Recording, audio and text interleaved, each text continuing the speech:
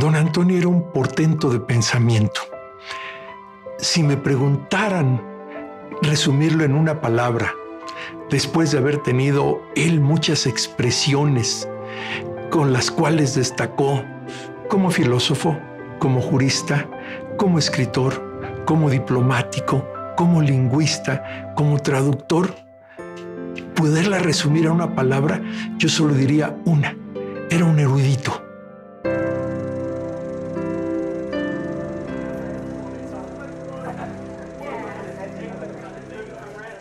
Si algo recuerdo mucho en la infancia es la profunda disciplina con la que él abordaba su día. Él no entendía que la gente perdiera el tiempo. Evidentemente, el precio era también una gran soledad. Yo creo que fue un hombre que vivió el siglo XX mexicano entero, ¿no? Fue un espectador privilegiado de la historia de México y del mundo, ¿no? Don Antonio Gómez Robledo fue un gigante entre nosotros.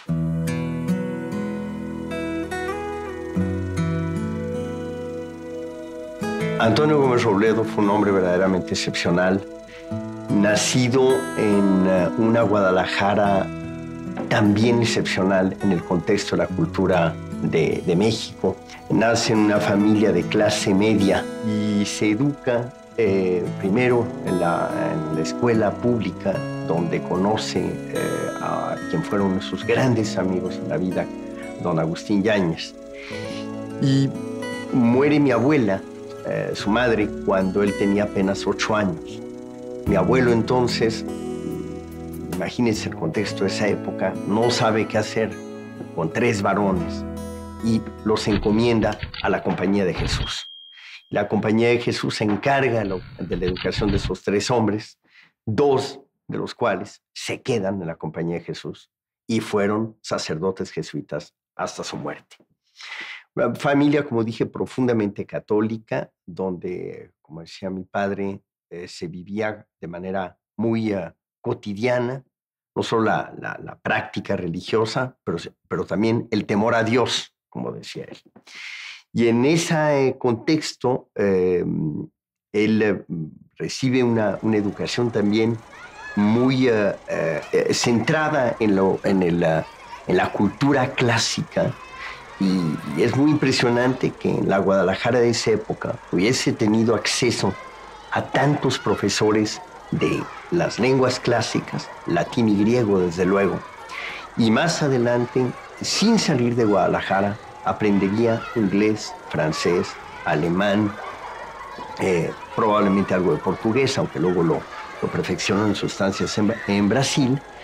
Pero el semillero de cultura que era la Guadalajara de esa época, o la Florencia de América, como él la llamaba, fue realmente un entorno muy, muy, muy interesante. Y esos modos y formas jaliscienses, creo que las preservó durante toda su vida, ¿no?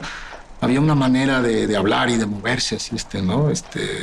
Don Antonio, que recordaba, pues, qué sé yo, a esos hacendados de las películas mexicanas en blanco y negro, así, ¿no? Hablaba recio, ¿no? Era un hombre íntegro, ¿no? Varón, católico, un hombre típicamente de Guadalajara. Él participó de la indignación que hubo en gran parte del país por la huelga de misas, ¿no? Dice don Antonio, creo que lo cito de memoria, que decía: la gente no podía aceptar que las iglesias estuvieran cerradas, que murieran como perros, ¿no? sin la extrema unción. Don José Luis Martínez me contaba: sí, hombre, sí, yo andaba con ellos, éramos cristeros, estábamos jovencitos. Yo no creo que lo hayan hecho, pero decía, poníamos dinamita en los trenes. Imagínense a Yáñez, con Antonio Gómez Robledo y José Luis Martínez. Entonces, don Antonio y otros, él era muy joven en aquel entonces, pues participa, ¿no? en el movimiento cristero y, pues, según cuenta la leyenda, es capturado por las tropas federales. Y entonces lo tienen, pues, en una casa ahí, ¿no? en Guadalajara. Ahí conoció a Anacleto González Flores. Y pues empezaron a fusilar a los que estaban ahí apresados. Y lo dejan libre. Poco antes de que le tocara su turno de morir fusilado. En buena medida por la intervención de un tío, hermano de mi abuela, que sonaba para gobernador de Jalisco. Entonces yo creo que prefirieron no meterse en líos. Don Antonio cuenta también que cuando se hace el arreglo entre la Iglesia y el Estado mexicano, ¿no?, en donde la Iglesia acepta las condiciones que antes el Estado le había impuesto, para don Antonio fue una crisis terrible. Él dice, estuve a punto de perder la fe. Dice, porque murieron miles de mexicanos, ¿no? Y de repente la Iglesia, ¿no?, a espaldas del pueblo católico, hizo arreglos con el gobierno, ¿no?, y él también menciona ahí también, y seguramente con la intermediación del emperador norteamericano, para arreglar las cosas. Y entonces se viene a la Ciudad de México. Dicen, la condición es que se vaya del Estado y termina la carrera de Derecho en la Libre, aquí en la Libre de Derecho, pero regresa a titularse a Guadalajara. Entonces el diploma, el título de licenciado en Derecho es de la Universidad de Guadalajara. Tu tesis de licenciatura fue sobre la sociedad de las naciones. O sea, es un hombre que le tocó la época de la posguerra Primera Mundial y las instituciones jurídicas internacionales que florecieron y se crearon a raíz de la Primera Guerra. Y luego estudia filosofía en la Facultad de Filosofía y Letras. Y poco tiempo después estuvieron ahí los grandes filósofos españoles del exilio. Don Antonio pertenece a una generación muy especial de filósofos mexicanos que tuvieron la oportunidad de ser tanto discípulos de Antonio Caso como discípulos de José Gauss. Está muy cercano a otros intelectuales de Jalisco como Agustín Yáñez o el padre Octaviano Valdés. Él recibe, digamos, también filosóficamente herencia del llamado grupo Hiperión, que es un grupo filosófico mexicano muy importante. Es una generación intermedia, podríamos decir. Una generación más o menos como la de Edmundo Gorman, ¿no?, pero también mayor que Luis Villoro, Fernando Salmerón o Leopoldo Sea. Pero es un pensador muy particular. Muy al inicio de su vida profesional trabajó en la Secretaría de Economía como abogado consultor. Su tío materno, Juan de Dios Robledo, lo apoya para que entre a esta Secretaría de Economía, donde realiza estos trabajos sobre el petróleo mexicano. Él trabaja los arbitrajes que vienen después de la expropiación petrolera. Se olvida hoy en día quizá que don Antonio fue abogado consultor de México en las reclamaciones que se hicieron en los años 30 después de la expropiación petrolera y en muchos otros organismos internacionales. Renunció porque le pidieron que checara tarjeta. Y eso puede ser una anécdota que sí me marcó cuando él la relataba. Dije, bueno, ¿y por qué renunciaste? Porque el trabajo intelectual no se mide con el tiempo. Yo puedo lo mismo trabajar en la casa que atrás de un escritorio. Este trabajo en estos arbitrajes internacionales lo hace un candidato idóneo para la Secretaría de Relaciones Exteriores. Él quería ejercer el derecho, pero no frente a tribunales nacionales, sino él quería desarrollar el derecho internacional público, o sea, las relaciones públicas de México, ¿no?, a través pues de la diplomacia, y su vida completa fue en la diplomacia. Se incorpora relativamente tarde, digo relativamente tarde porque poquito antes de los 30 años, y se incorpora como era él, con mucha modestia, con mucha sencillez, y lo asume con una gran pasión. El servicio exterior para él fue también una manera de poder ver el mundo, acercarse al mundo, viajar, servir a México. Y tiene una carrera distinguida, una carrera larga, no es una carrera fulgurante de un día para otro. Trabajó unos primeros 43 años en la Secretaría de Relaciones en muchas de las direcciones. En las direcciones de organismos internacionales, en la dirección de el servicio exterior. Hizo una gran carrera dentro del servicio exterior. Había estado como embajador en Grecia, había estado como representante de México ante la Organización de Estados Americanos y había estado en Brasil, en Río de Janeiro, en el Comité Jurídico Interamericano como representante de México ante el comité. Su primera embajada va a ser en Brasil. Él va a suceder nada menos que Alfonso Reyes. En Brasil va, digamos, a seguir su línea americanista. Y conoció profundamente la filosofía brasileña. En este México de hoy, donde Brasil es a veces un amigo y también a veces un rival, su conocimiento profundo de Brasil, su amor por Brasil y su simpatía por esa otra parte de nuestra América Latina, hay que tomarla muy en cuenta y es parte esencial de su carrera diplomática. Y después una segunda embajada es en Italia. Se ocupaba de cuestiones que tenían que ver con el Vaticano, cuando México todavía no tenía relaciones con el Vaticano. Entonces, un católico de izquierda que entienda pues, la postura del Estado, profundamente juarista. Pero es que don Antonio combina dos vetas que son aparentemente contradictorias, pero que en realidad son compartidas por muchos intelectuales mexicanos, sobre todo del 19 y de principios del 20. Es, por una parte, un creyente, un cristiano, pero por otra parte es un liberal. Fue muy crítico en la reanudación de relaciones con el Vaticano en los 90.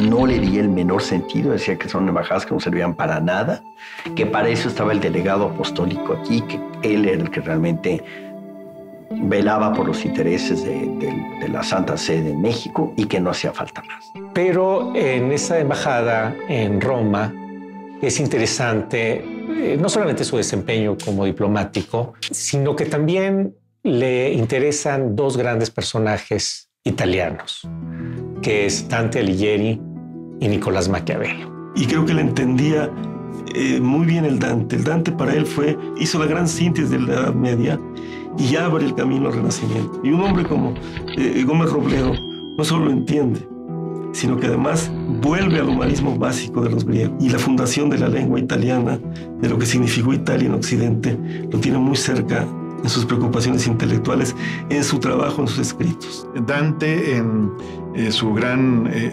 poema, cuando habla del infierno, ¿verdad?, dice que hay unas palabras allá en la entrada: todo el que entre aquí, que pierda toda esperanza, ¿verdad? Y eso lo tenía en su cubículo, en la puerta de su cubículo. No sé qué significaría el que entrando a su cubículo teniendo que perder ahí toda esperanza, ¿verdad? Era muy culto don Antonio Gómez Robledo. Don Antonio hablaba el griego clásico y el latín. Cuando vivimos en Grecia, aprendió griego moderno. Y eso le dio acceso, por ejemplo, a la poesía de Cavafis. Y escribe entonces un artículo sobre él, pero escribe a partir de estudios, es decir, no a partir de improvisación, a partir de un conocimiento superficial, sino se convierte casi en un especialista de todo. Don Antonio estudió los autores principales del pensamiento grecolatino, pensando que ese era también el fundamento de nuestra cultura mexicana, ¿no? La cultura mexicana como cultura occidental, cristiana, ¿no?, recibe también el pensamiento grecolatino como su fuente matriz, y por lo tanto era indispensable que nosotros la conociéramos y la estudiáramos a fondo. Es un gran traductor de esta colección que tiene la UNAM, es la Biblioteca Grecorum et Romanorum Mexicana, es decir, la biblioteca de autores griegos y romanos, en donde traductores mexicanos traducen directamente de sus lenguas originales, del latín y del griego, a estos autores. Por ejemplo, Platón, o de Aristóteles tradujo la Ética Nicómaco, y bueno, de Platón también escribió un libro que se llama Platón, los 6 grandes temas, escribió otro libro que se llama Sócrates y el socratismo. O sea, realmente don Antonio estudió los autores principales del pensamiento grecolatino, pensando que ese era también el fundamento de nuestra cultura mexicana. Si uno revisa las fichas bibliográficas que, cuando menos en la biblioteca del Instituto de Investigaciones Jurídicas de la UNAM, hay de don Antonio Gómez Robledo, nos encontramos más de 150 referencias a su obra. Tiene una vastísima obra tanto en materia filosófica como en materia jurídica e inclusive en materia biográfica. Todo lo que hizo, lo hizo con entrega y todo lo hizo con dedicación, y en cada una de esas actividades encontró un sentido, ¿no? Que en el caso del trabajo en la diplomacia era una vocación de servicio, y en el caso de la escritura, de su trabajo como pensador, como filósofo, como ensayista, tenía que ver con su investigación sobre la naturaleza del ser humano. Para Gómez Robledo, cada hombre es depositario de los valores de la humanidad. Cada uno de nosotros tenemos que responder por la justicia, por el bien, por una serie de valores que tienen una relación y que hacen, digamos, un conjunto de lo que es lo mejor del género humano. Lo hace estudiar si puede haber una guerra justa o no. Y el problema de la guerra justa incluso en la conquista de América. Los reyes de España se preguntaron si la conquista de estos nuevos territorios era justa o no. Les preocupaba de alguna manera la salvación de sus almas. ¿Qué tan justa es hacer la guerra a los indios? ¿Qué tanto tiene España o tenía España en ese momento un título jurídico suficiente para asentarse en estas tierras? ¿Y qué tanto los indios tenían capacidad jurídica para ser dueños de sus tierras? En ese sentido, Francisco de Vitoria, al resolver esos temas y esos problemas, da nacimiento al derecho internacional público. Entonces, don Antonio hace este estudio sumamente interesante, largo, y nos enseña pues que en realidad la conquista y la motivación fundamental de los conquistadores no fue difundir la religión, sino razones económicas. En el fondo está la pregunta sobre el ser humano, sobre la existencia humana. Y ahí don Antonio encamina esa reflexión dentro de una tradición de filósofos cristianos, en la que están San Agustín o como Pascal, que consideran que la gran pregunta de la existencia humana es la pregunta sobre la relación entre el hombre y Dios. Pascal, de hecho, es un filósofo profundísimo, ¿verdad? Un hombre muy atormentado, un hombre muy existencial. Incluso algunos lo ponen como antecesor de la filosofía existencialista, pero sobre todo era un hombre angustiado, ¿verdad? Entonces, de don Antonio Gómez Robledo me llegaba a decir, angústiese un poco, porque si no, no puede ser buen filósofo. Se dice que el humanismo pasa por una crisis. O ya no hay más un humanismo, sino estamos viviendo en un mundo regido por la técnica. Entonces, ¿dónde están las letras humanas? ¿Dónde está el sentido de lo que es el hombre? La preocupación de la filosofía por encontrar por qué existimos, cuál es el destino de la humanidad, cuál es el destino del hombre. Pensaba eso, que el sentido de la humanidad era la prioridad, era lo que tenía uno que preservar, que cuidar. Nada tenía función o sentido sin considerar al hombre como centro de las cosas. Yo creo que era un gran humanista, don Antonio Gómez Robledo. Lástima que tenga uno que decir de los últimos, ¿verdad? Porque ya no hay gente con tanta capacidad de abarcar las humanidades. O sea, era un hombre entregado, un hombre que no únicamente trabajó en la política, sino que tenía una conciencia política muy fuerte, ¿verdad? Un luchador social de alguna manera, porque se preocupaba mucho por México. Y aquí nos iríamos, ¿cuál es el peso o la aportación como diplomático de don Antonio a la política exterior mexicana? Si leemos la obra de don Antonio, si vemos los temas que abarcaba sobre la doctrina Monroe, sobre Francisco de Vitoria, sobre Suárez, sobre Gentili, todos los internacionalistas, su historia sobre la diplomacia, sus análisis filosóficos sobre meditación de la justicia, la ética, comprendemos una cosa. La política exterior mexicana del siglo pasado no se improvisó. La crearon hombres como don Antonio, que meditaban, que tenían esa riqueza de información y de análisis y con base en la cual hacían los postulados con los que México tomaba decisiones. Vivió su carrera como servidor público con una total entrega e intensidad. Puede sonar cursi, pero no lo era en el caso de Antonio, que tenía todo menos el cursi. Es la idea del servicio a la nación, ¿no? Del amor a la patria y del servicio a la nación. Era un hombre del que pertenecía al mundo. Cuando él termina, hace un discurso de despedida del Servicio Exterior Mexicano en activo, habla del Homo Aviator. El diplomático es un itinerante por definición, una persona que no se arraiga, que no se aferra a las cosas, que está siempre de paso. Y que esa era la profesión que más correspondía a la condición existencial del cristiano. El cristiano no se aferra, está de paso por la tierra en espera de la vida eterna. El diplomático que tiene que estar en diferentes partes del mundo, donde lo necesitan, donde se requiere su presencia, pero donde tiene que hacer una aportación, tiene que contribuir a esos objetivos que tiene el derecho internacional. Ese era don Antonio, un hombre que tenía que darle sentido a la función diplomática que desempeñaba. Y entonces la mejor manera en la vida profesional de acercarse al ideal del cristiano es ser diplomático o alguien que no se aferra a ningún bien material. Yo creo que a nadie sorprendió cuando don Antonio fue nombrado embajador emérito de México, que tengo entendido que es una distinción que muy pocas personas han tenido a lo largo de la historia. La pregunta que todo el mundo hace es ¿y a qué hora lo hacía? Y la respuesta es muy sencilla. Sabía muy bien dónde estaban sus prioridades. Mi padre era un hombre que dedicaba, la verdad, la mayor parte de su día a la lectura. Amanecía alrededor de las 6 de la mañana, primero que leyeran un pasaje de la Biblia. Después de bañarse, se quedaba en su recámara, le llevaban el café a su recámara y ahí tenía ya por lo menos 1 hora de lectura, que fuera historia, fuera filosofía, antes de emprender su día. El periódico era algo que leía rápidamente en el coche, lograba salir a 1 hora razonable a la Cancillería en Tlatelolco. A partir de ahí no se le veía sino hasta las 11 o 12 de la noche.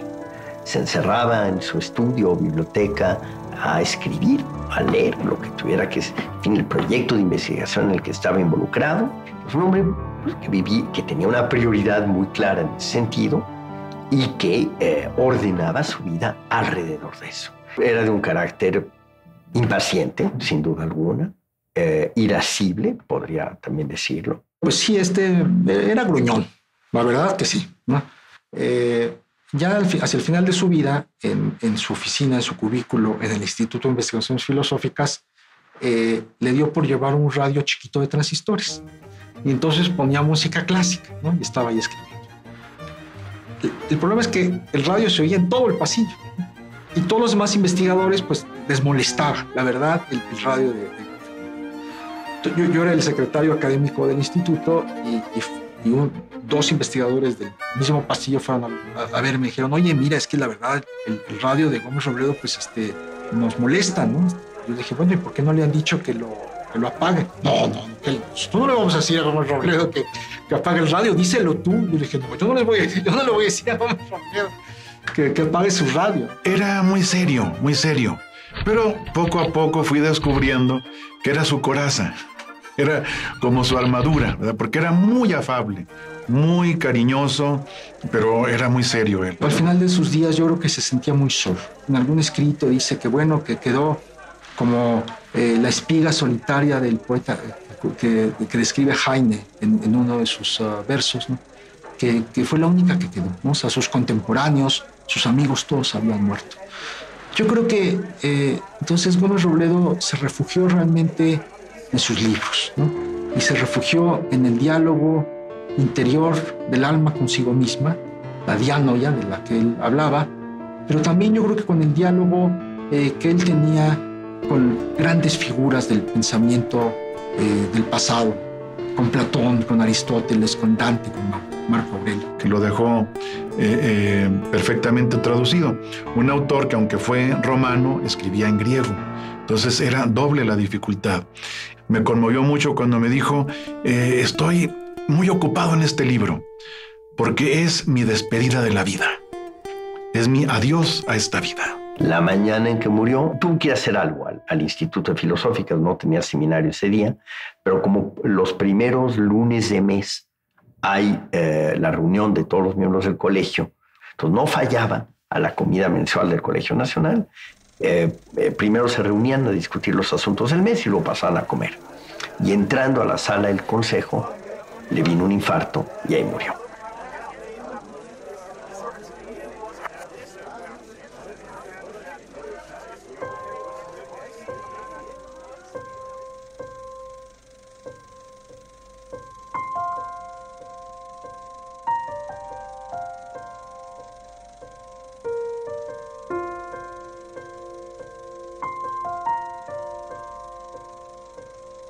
Adiós el peregrino diplomático. Antonio Gómez Robledo, embajador emérito de México, murió el lunes pasado en esta ciudad.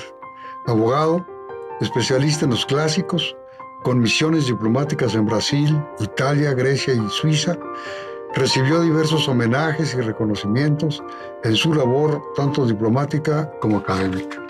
Cuando se nos va don Antonio, que fue en el 94, no hace mucho y ya hace mucho al mismo tiempo, se empieza a terminar esa tradición de grandes humanistas diplomáticos. Tuvimos titanes en la diplomacia mexicana y muchos fueron estos grandes hombres.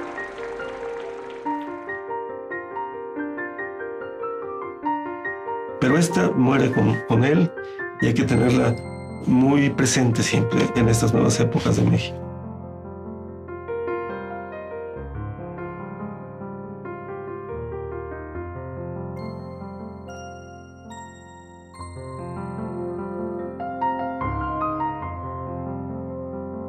Gómez Robledo fue un soldado de México, ¿no? Un soldado de México en el campo de la diplomacia del derecho internacional.